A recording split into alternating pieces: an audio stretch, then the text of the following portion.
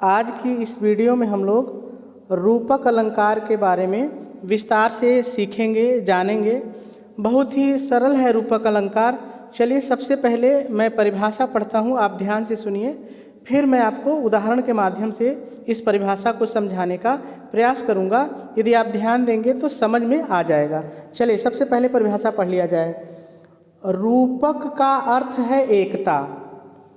इस प्रकार जहाँ उपमेय यानी प्रस्तुत वस्तु में उपमान यानी जिसका रूप दे दिया जाता है का भेद रहित आरोप दिखाया जाए, वहाँ पर रूपक अलंकार होता है। एक बार परिभाषा को मैं फिर से पढ़ लेता हूँ। रूपक का अर्थ है एकता।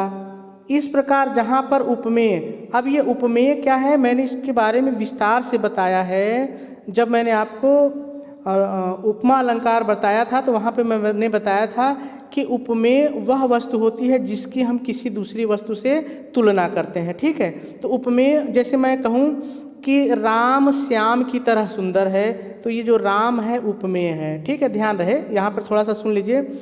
तो जो पहली वस्तु है प्रस्तुत वस्तु में उपमान के बारे में भी मैंने बहुत विस्तार से बताया है, लेकिन यहाँ आ गया है तो थोड़ा सा सुन लीजिए। जैसे मैंने कहा कि राम श्याम की तरह सुंदर है, तो राम की तुलना श्याम से हो रही है, तो जो श्याम है वो उपमान है। ठीक है, तो उपमान का रूप दे दिया जाता है, का भेद रहित आरोप दिखाया जाए, वहाँ पर रूपक अलंकार होता है।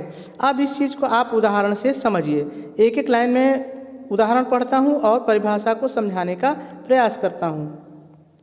देखिए, मुख, ये मुख जो है उपमेय है यानी प्रस्तुत वस्तु है। ठीक है, चंद्र उपमान है यानी जिसका रूप दे दिया जा रहा है। तो आप देखिए, मुख चंद्र प्रकाशित होता है, इसका अर्थ हो रहा है कि किसी का मुख जो है वो चंद्रमा की तरह प्रकाशित हो रहा है, प्रकाश दे रहा है।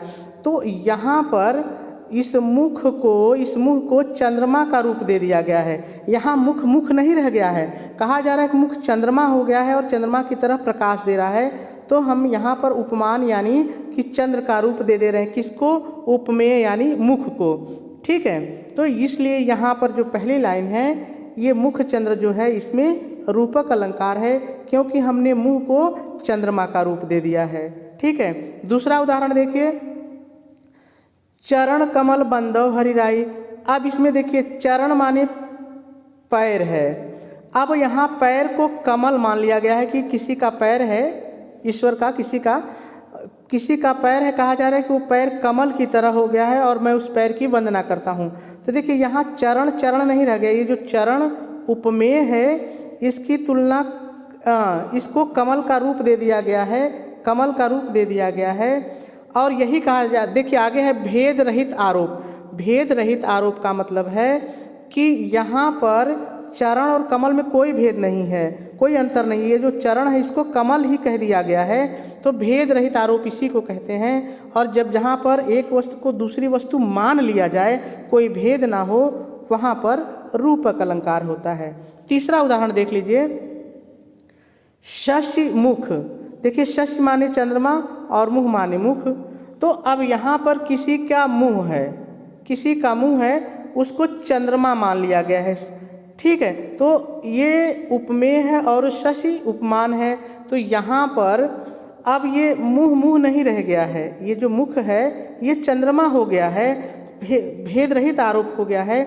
इसलिए इस लाइन में भी रूपक अलंकार है।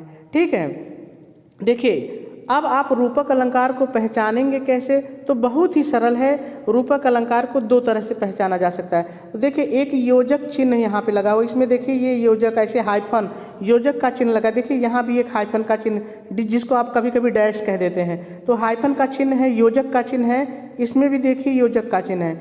तो यदि कहीं पर योजक का चिन्ह लगा रहे तो आप जान लीजिए कि रूपक अलंकार है। लेकिन कभी कभी नहीं भी लगा होता है, जैसे इस उदाहरण में, चौथे उदाहरण में देखिए, खिले हजारों चांद तुम्हारे नैनों के आकाश में। अब इसमें कहीं भी योजक चिन्ह नहीं है, ये जो हाइफन चिन्ह है ये कहीं नहीं है। अब इसको पहचानने का नियम है कि आप इसके अर्थ को जान लीजिए। देखिए, नयनों के आकाश में, अब ये आँख को ये जो नयन है, आँख को आकाश मान लिया गया है। तुलना नहीं की गई है कि नयन आकाश की तरह है, नयन रूपी आकाश में, नयन रूपी आकाश में। तो यहाँ पर इसलिए रूपक अलंकार है। क्यों? क्योंकि इस आँख को, नयन को आकाश मान लिया गया है।